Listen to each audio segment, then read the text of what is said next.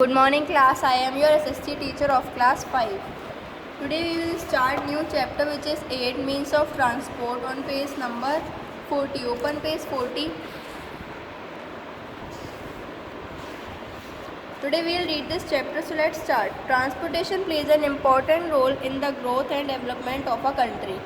The need of transportation arises from the fact that goods are often produced at one place and consumed at another place. Raw materials have to be taken to the factories for converting them into useful articles.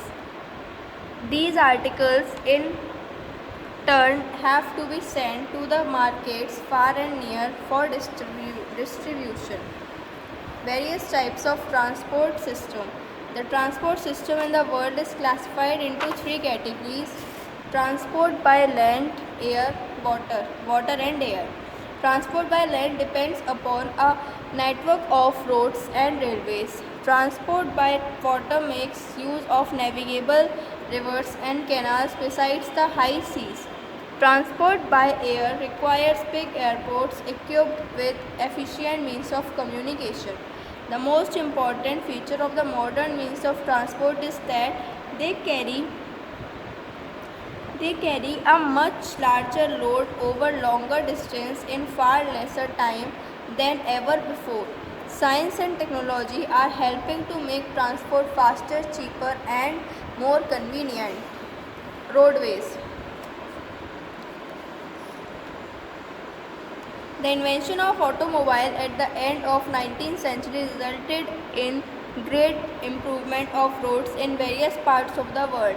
The earliest roads were simple and made up of mud and stone and were not very smooth. These were called kacha road. Now we have pakka and wide roads connecting big cities. Kacha roads are mostly found in rural areas. The long, narrow and rough roads of the past are being replaced gradually by straight, wide and metal surface roads which can carry enormous volumes of fast-moving traffic. Roads on which automobiles can run very fast and without taking a turn are called highways, expressways or freeways. Road transport is especially useful for carrying light goods over short distances. It is easier to build roads than railways in the mountains.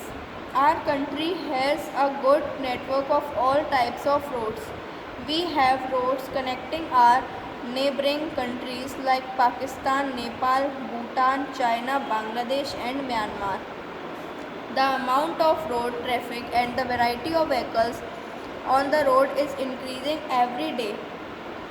This has created many problems all over the world. This needs immediate solution. The main problems are two. One is the pollution of air by smoke and dust, and the other is the growing number of road accidents.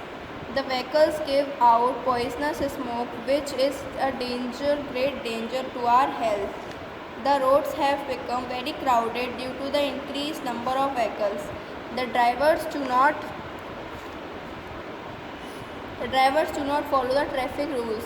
This causes road accidents. Rash driving is also an important cause of accidents. We must follow the traffic rules not only for our own safety but also for the safety of others. Railways are very useful as means of transport for carrying cheap, bulky and heavy goods over long distances. Railways have helped in the growth and development of industries in many parts of the world.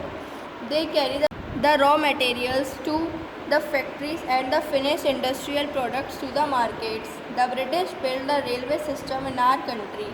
The first railway was introduced between Mumbai and Thane in 1853. Today, India has the largest network of railways in Asia and the second largest in the world. The densest railway network is found in Western Europe and North America.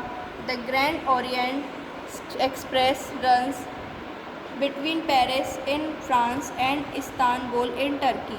This passes through a number of countries. The longest railway line of the world is the Trans-Siberian Railway running between St. Petersburg and Vladivostok in Russia. The journey takes about 1 week. So this is the part A of the reading. Tomorrow we will continue from page number 42 from in USA and Canada.